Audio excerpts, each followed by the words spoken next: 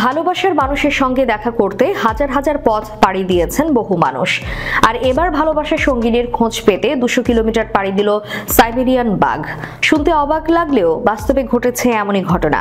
Siberian একটি বাঘ প্রায় 3 বছরের ব্যবধানে রাশিয়া জুড়ে 200 কিলোমিটার হেঁটেছে শুধুমাত্র তার সঙ্গীকে খুঁজতে। অবশেষে একটি এলাকা থেকে সঙ্গীকে খুঁজে পান বাঘটি।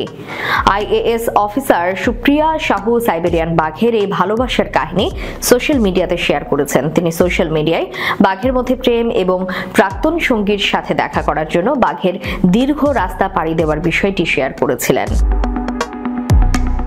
সেখানে সুপ্রিয়া লেখেন, মানুষ যদি ভালোবাসার জন্য মাইলের পর মাইল যেতে পারে তাহলে বাঘও পারে। জানা গিয়েছে বরিশ নামে একটি বাঘ তার সঙ্গী শভেলতয়ালাকে খুঁজতে 200 কিলোমিটার পথ পাড়ি দিয়েছেন।